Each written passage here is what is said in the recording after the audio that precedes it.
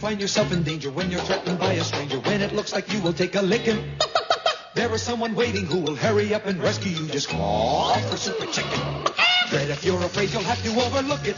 Besides, you knew the job was dangerous when you took it. He will drink his super sauce and throw the bad guys for a loss, and he will bring them in alive and kicking. There is one thing you should learn when there is no one else to turn to. Call for Super Chicken. Call for Super Chicken. Within this museum, protected day and night by armed guards, is a remarkable object. It is the largest pearl in the world. 3 priceless pounds of pink, pearly perfection.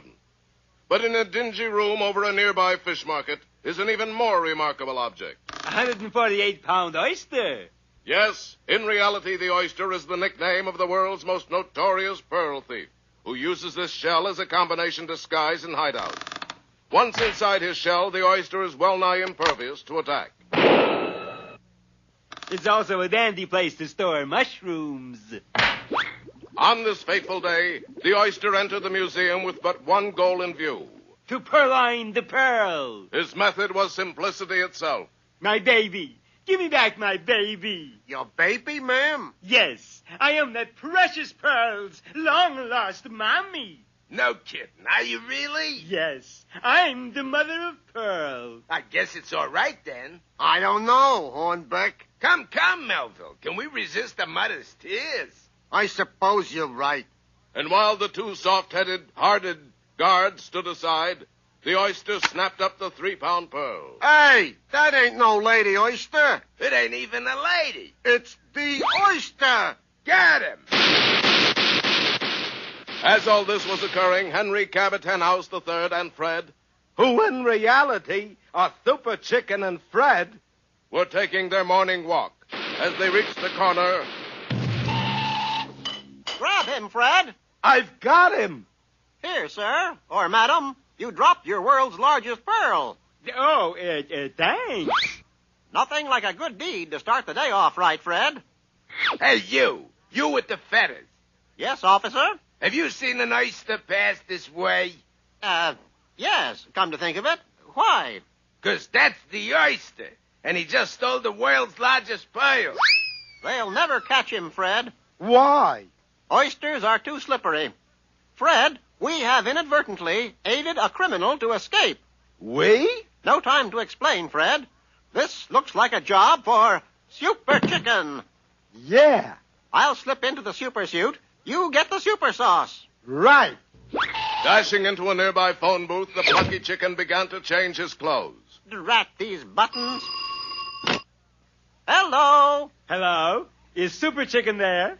Almost. Who's this? Well, tell him when he's ready. The oyster will be waiting. Here's the super sauce. Thanks, Fred. Little heavy on the lemon peel. In a matter of seconds, the simple bird was transformed into Super Chicken. Now, Super Chicken speaking. He must have hung up. Come on, Fred. And the mighty chicken took to the air in search of the oyster. Hang on, Fred. First, we're going to search that deserted fisherman's shack on the pier. And Super Chicken set his aircraft down with pinpoint accuracy. Kind of a blunt pinpoint, wasn't it? Any landing you can walk away from is a good one, Fred. Well, anyway, we know one thing. He isn't in that shack. True. What's the next move? I'm going to pull him to us with my oyster magnetic beam. Watch this. Bracing himself, Super Chicken waited for magnetic contact with the oyster. Any bites yet, Super Chicken? No, not yet. Super Chicken, you did it. That's the oyster. My oyster magnet never fails, Fred. How are you going to get him out of the shell? I'll blast him out with my lightning ray bolt. Stand back, Fred. No! Sorry about that, Fred. So am I. Perhaps my tear gas fountain pen gun will do the trick. Take this, oyster. The gas pen must be in your other suit. I'm glad nobody was here to see that. Maybe the oyster isn't in there. Oysters are always in there, Fred. This is your last chance, oyster. Give me the world's largest pearl, or I'm coming in after you with my super bare hands. I didn't know it was a black pearl with a fuse in it. It isn't. That's a bomb. Nonsense, Fred. I know a bomb when I see one.